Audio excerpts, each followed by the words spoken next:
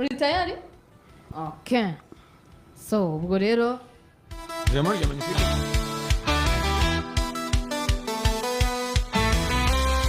aha, ubwo rero abadukurikira kuri YouTube barabona imodoka nziza cyane, imodoka nziza cyane, ndebera ubwoko ni Volkswagen.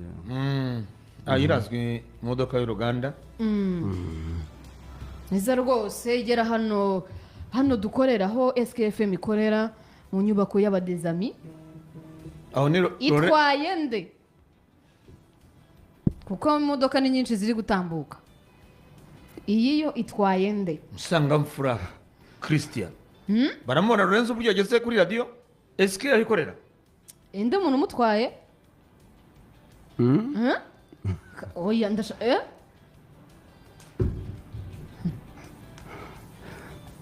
amubona uburyo asohoka, abona uburyo asohoka n'agakofi. Ni umuntu umustari.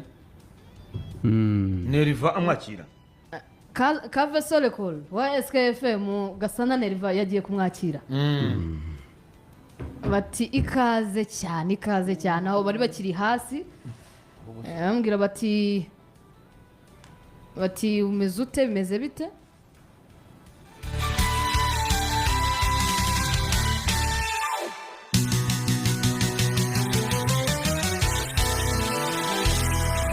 Iba 93 uwo ni umugisha muri SKF. Nishimiye guhura nawe ahantu nishimiye nawe ugomba kuhishimira. Urakoze cyane. Asante sana. Amatago hamwe ukagira Imana we. Urakoze cyane. Nuko. Yes. Reka turebe urakomeza banyereka round. Uyu ni Karegeya abavuye muri The Phone Train, ni ikiganiro bakorana na Maurice ndakeka nacyo kizi, ni ikiganiro kiba kiryoshye. Ndagikunda cyane. Baganira ku makuru ya politiki. Ndagikunda cyane, nicyo kiganiro nagiye nkurikira amakuru ya politiki. Ngenda buriya kuva murabo rero Kazungu arimo. Nge by'umwihariko 3.9 bizagenda neza, impano ntituyishidikanyaho urayifite, kandi n'ibindi turi abantu ntazibana zidakomanya amahembe, tizere ko rwose nta kibazo. Ntitushidikanya ku bushobozi bwawe, ntitushidikanya ku buhanga bwawe, turizera ko ibintu bigiye kuba byiza kurushaho. Abafaransa baravuga ngo ni joindre l'utile à l'agréable, twongereye icyiza ku cyiza cyane ku cyiza, so turizera ko bizagenda neza cyane. Ikaze rero mu muryango, hano ni famille, uzagira ikibazo na kimwe. Nishimye, ndumva mfitemo akantu ka panic, numva ni nahantu hashya nyine. Iyi studio ngewe ntekereza ko n'abanyamakuru bakora hano abenshi ntekereza ko nabatanze kugera muri studio ikiri chantier, kigona kigeze mu buryo kikiri chantier, bakirimo kubaka batarakora ibirango, batarashyiramo amarangi n'ibindi. So kwagaruka rero yarabaye radio, yarafasha abanyarwanda barayikunze. Kazungu arimo arebwa n'imbaga akiri mu ijambo ry'Imana, nikigaragaza ko mezi 7 ashize hari akazi gakomeye kakozwe hano. Nje rero mu ishantier navuga yuzuye, nukongeramo ama interior design. Tekereza ko bitazangora cyane, kandi ikindi burya abantu muri sport tumeze nka famille, turamenyeranye cyane.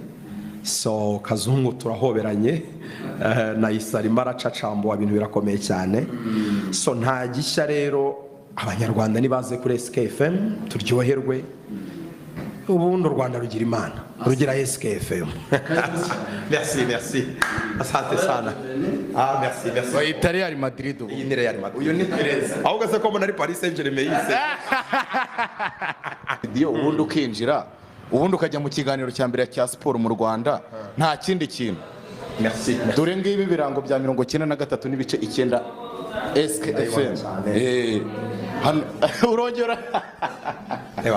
Ubwo rero igisigaye wowe ni ukwinjira mu kiganiro urukiko rw'ikirenga, ikiganiro cya mbere.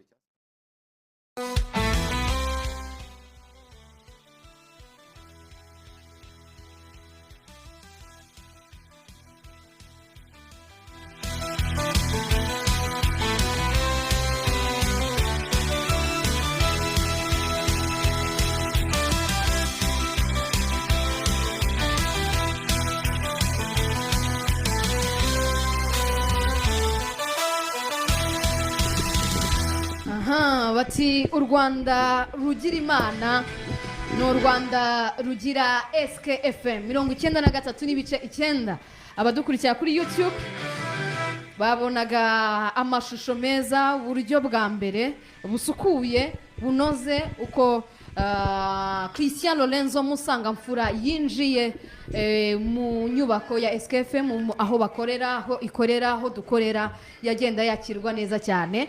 U Rwanda rugira imana, the best summer transfer of the year. Sam Karinzi, aha niho ubera Fabrice Romano. Ahangaha impaka ziba zigomba gucika, twishimiye cyane kwakira Lorenzo Christian Musangamfura mu muryango mugari wa SKFM. Nk'uko bisanzwe niba ari hafi ya kwinjira, ibindi tukabivuga ari hano n'abanyarwanda bamubona ko ahari. Karibu sana.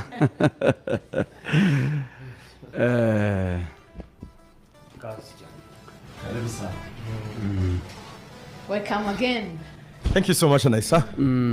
Mwaramutse meze neza? Mwaramutse neza. Oh wow, look at this. Thank you so much. That's my girl. The Thank you. welcome flowers. Thank you so much. Rumaga yigeze kumbwira ngo u Rwanda ni umusangamfura. Nibi yavugaga. U Rwanda ni umusangamfura, mugize neza cyane. Ngo izi ndabo murahumura kimwe. Bambwiye ko ngo nanahumura neza muri iki gitondo. Ubwo hari akabavu nakoresheje nta wamenya. Reka turebe rero uko ibintu bigiye kugenda. Pauline ntajya yemera ibintu bitarimo akantu ko kunywa. Akunywa karahari se? Wakira noneho. Oh Jesus. Look at this. Ibintu ntabwo. Look at this. Ibintu hari akarimbo nigeze kumva hano kavuga ngo 93.9 SK FM. Hey, Jesus Christ. Pop it. Poppies. Champagne. Yago nigeze kuririmba ngo nsigaye mfungura champagne. Aturugendo rutoroshye. Menya ubwa mbere nafungurirwa champagne kuva navuka. Oh, thank you so much. Ibihumbi bitandatu live biri kutureba bagufungura champagne, bakubwira bati ikaze urakaza neza mu muryango mugari wa SKFM 93.9. Ndimo ndareba feed, hari ibintu birasa neza cyane. Iyi studio ko ari igitangaza. Urabona? Shobora kuba ari ubwa mbere monye studio nziza kuva navuka. Cyane. Blend y'amabara. Mutuku n'umweru na Arsenal yigendera. Hanyuma rero kamera nziza na magnifique, hari uburyo bacanga irangi, it's unbelievable. Ntushobora kumenya aho kamera iri. Agari bya bintu kamera umuntu abayihagaze inyuma kubwira ngo reba ngo hano no, ntushobora kumenya aho kamera iri. Kamera ibaye. Wabuze telepie. Nta telepie. Dore hariya. Amadrone. Jesus. Nubango na amarobo hanga na amarobo. Wow. Na amadrone. Umuntu yasoma se? To SK. To SKFM. Aha. Kiryoshye tese. Menya ubwa mbere naho kuri champagne nziza cyane. Ubuzima bwacu. Ubuzima bwiza bwanyu kandi n'ubwa SKFM. None si ibi bitandatu kweri. Bitandatu 700 birabura ibi birindwi ngo bimeze bite? Birindwi biragutegereje. Patrick ari he? Ntiyakeneye ifoto hano? Imwe se? Patrick nawe yaje kumpa ikaze. Bamonike barahari. Nari nkumbuye na kamera yashyize ntagaragara kuri kamera. Ariko ngo ninde muntu wagutwaye muri ya Volkswagen? Uriya mugabo ntabwo nzi ukuntu yitwa, ariko yantwaye muri Volkswagen Terramont. Burya ngo ni nka V8 zo muri Volkswagen. Yambwiye ko atari zimwe ziteranyirizwa mu Rwanda. Iriya Volkswagen ngo yavuye ahitwa Nuremberg mu Budage. Ntabwo yaba assembled mu Rwanda. 2025 ikozwe mu kwezi kwa gatatu uyu mwaka. Yavuye Nuremberg mu Budage, iriya Volkswagen ifite umunyenga ntibaho n'igitangaza. Naryohewe cyane. Ibyo ni ibintu byacu kuri SK. Ngira ngo narabikubwira ukagira ngo namareshya mugeni kandi atari yamutunga. Ariko nawe wambwiye studio yari kiri chantier, nta rangi ryari ryakagezemo. Kazu uzigera bwa mbere ukuntu yari ameze. harimo abajene b'aba interior designers barimo barabaza yari shantiye igihe usinya bwa mbere usinya bwa mbere uravuga uti ibindi bizaba ntabwo nzi ko izaba radiyo pe ahubwo ariko ni igitangaza cya radiyo numva wari wabonye ibitangaza ngewe nza byose byari bimeze nk'ibyarangiye nese nayisanze ngo wananza oya wantanze y'abantu bakora hano bananze umuntu wananze aha ni kazungu mu bantu bakora oya ndumva ari kazungu gusa karezi byose n'ibiki njye nahageze ari shantiye none si 700 ngahe ibihumbi 8 turayimaze iki kweli Oya, ariko abanyarwanda nabo barakabya kudukunda dukeneye 10K si ubu ni ngombwa ngo mugere muri 10K kweli ibihumbi 10 live nibwo bigomba rwose kuza iriya Teramount wavugaga rero buriya ni iya Velvet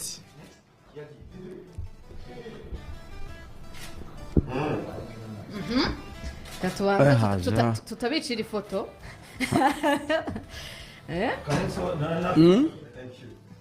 tutabicira ifoto ariko mu makuza eka ubwo bitewe n'uko ndi kuri mixeri ndaza nyuma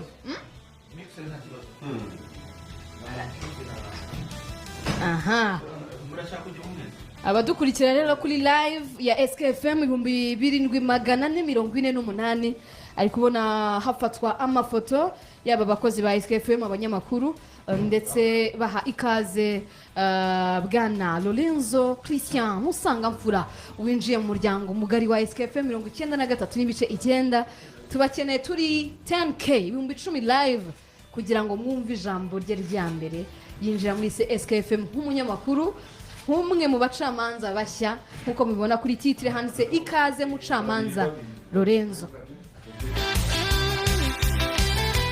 Aha, ubwo rero bafata ifoto duko dukeneye ifoto imwe na SK mwakira.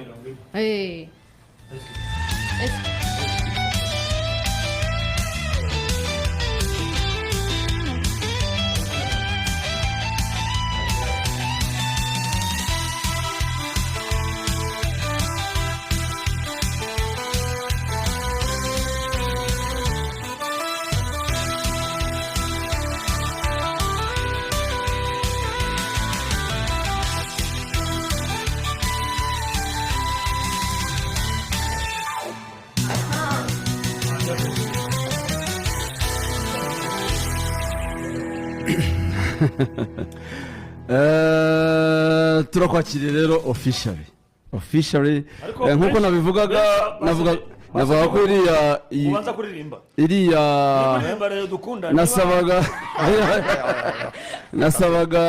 navugaga ko kuririmba nyamukandagira mu kibuga kikasi imitu nasabaga ko navugaga ko iriya Teramount ibarizwa muri Velvet bafite iyo service ya transport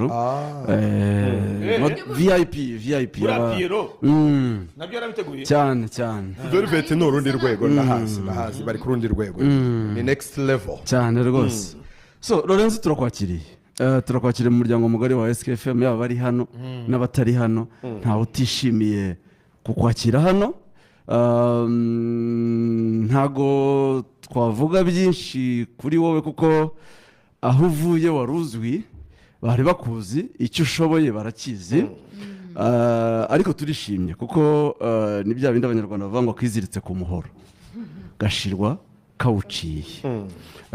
Ni urugendo rurerure urabizi. Gemenya Lorenzo ntago namwumvise kuri radio nakomeje kureba ibyo yandika ku mbuga nkoranyambaga ndabireba kenshi ngeze aho ndavuga ntariko there is no way uyu muntu yaba atari umuhanga. Uyu muntu ntago text ze ntago yaba atari umuhanga. Ibyo byose nubwo ntumva radio y'Umusanze ariko muri izi text harimo ikintu ntangira gukurikirana nibwo natangiye kumva ama documentaire yohereza kuri RBN numva ijwi nyuma y'inyandiko ijwi ndavivura nsigara kuvuga ngo noneho ibindi bimeze biti ntangira gukurikirana kansuze umushuti wanjye uri Musanze yitwa Patrick akora kuri Energy. Patrick uramuzi wabaye SG wa Musanze yabaye team manager sorry wa Musanze niwe nahise nsaba kunkurikiranira akampa amakuru akampa amajwi akampa hanyuma rero noneho nza kwivuganira na Lorenzo njya ni Musanze turibonanira musaba kumpa n'ibiganiro noneho birambuye binini arabimpa nahise mvivura.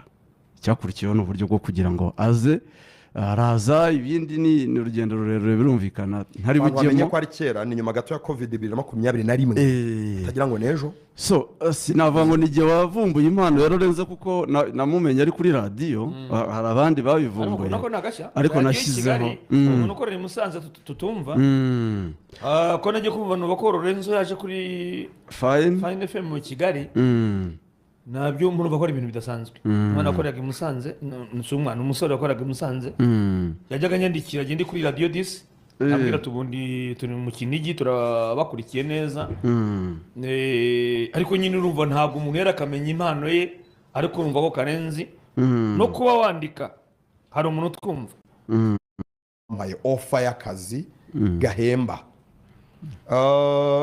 Malheureusement ariko none heureusement ku rundi ruhande wenda rwanjye ntabwo twamaranye iminsi, twakoranye kuri Fine FM numva yari iminsi 4. Ubwo nibwo Radio Rwanda yahise insaba ko nshobora kujya kuyiha serivisi. Nari ngikeneye mu by'ukuri nanjye gutanga serivisi kuri Radio Rwanda kuko ntabwo nari narigeze mpabwa ayo mahirwe mbere. Nagiyeyo ndakora, nyuma nza kujya kuri Radio 10. Icyo gihe nakoranye na Kazungu turaryoherwa, numva twararyohewe cyane mu mezi nk'abiri n'igice. Birangira nsubiye nyuma kuri Radio Rwanda. Kuri inshuro rero duhuriye hano kuri SKFM. Mbere na mbere Karenzi nk'umuyobozi w'igitangazamakuru namushimira kubwo kumpa amahirwe mu bihe bitandukanye no kumpa akazi nyine nk'umuboss. Mu kwezi kwa mbere nibwo nasinyiye iyi radio bwa mbere, taranajyana onea itaratangira no kuvuga yari cyubako yari kiri chantier.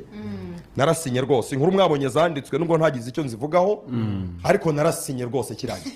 zira nkuru zaba Tistache zirankwa z'igihe numva ari ba Emi bazanditse ku gihe. Abantu bagenda bazivugaho nanga gukomanta na unyankomanta ku bintu byose ko harimo ibintu nyine bitavugaho, bavuga ko nasinye. Nanze kuvugaho kuko no mbere mu kwezi kwa mbere narasinye, ariko hazamo procedure yo gusinyura, urumva ntabwo nifite icyo kubivugaho. Ariko abantu bayimenye icyo gihe nasinye n'amafaranga meza cyane. Ntekereza ko na nyuma yaho rwose ntigeze nyahembwa. Ariko nyuma y'amezi 6-7 nongeye gusinya. Ubwo rero ibyo nibyo gushimira Karenzi, umuntu wabaye opportunity inshuro 3. Ntekereza ko amugane hari icyo umuntu abakubonamo, hakabamo na faveur y'Imana. Imana igiye guha umugisha, igirabo ubunyuzamo. Ntabwo Imana itanga umugisha ubyuke mu gitondo usange ku buryango, harabikoresha nyine. Ubwo ntekereza ko no mu gihe kiri imbere, kuko nanjye gusenga sinigeze nshogora, ntekereza ko nzakomeza kugira abantu Imana inyuzamo umugisha wanjye. Kuri inshuro rero ni Karenzi, ubwo nishimiye nyine kuza muri uyu muryango. Natunguwe cyane kuko kuva icyo gihe nsinya ikiri chantier ntabwo nigeze ngera hano. N'ubwa mbere nagera muri studio, n'ubwa mbere. Ndatunguwe, nari nzi ko abashobora kugira studio nziza ari abafite ibya mirenge bizwi.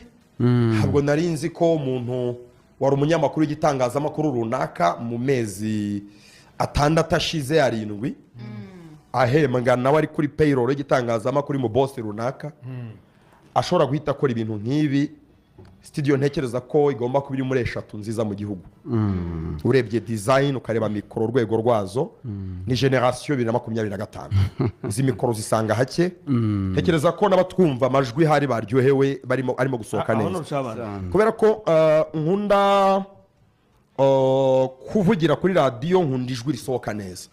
Buriya nakaga kuba wizeye kuzi kuvuga neza, ariko amajwi yagera mu byuma bya kera bimaze imyaka na nyagateke, byariwe n'umugese, byuma byo kubwa abakoroni, ijwi rigasohoka ryabaye ribi uko utarisohoye. Nakaga biragatsindwa n'Imana. Ijwi wari ryiza, inyororotse, ifite base. Iyo Rikari yiteretse ahavuga ati ikaze Senior Sam Karenzi, umva ko risohoka neza cyane. Ati ikaze Senior Kazungu Clever. Mbese watekerezaga ko mikoro nk'izi ziraho wari uri gusa nta mupurivera, naho zihamaze igihe gito zihageze. Numvaga nyine nta wundi muntu ufite amahirwe yo kuba yazigeraho vuba. Numvaga zizagera ku bandi nko mu myaka 5 iri imbere. Elas Kasitari n'ujya uvuga ngo elas na hano zirahari kandi zimeze neza. Uko rero mbibonye iyi reception y'uyu munsi ntabwo nzayibagirwa. Ndi umuntu uri grateful, ntabwo ndi umuntu uri ingrat, ndi umuntu ushima pe urukundo abantu banyeretse muri iyi weekend yose kugeza n'uyu munsi muri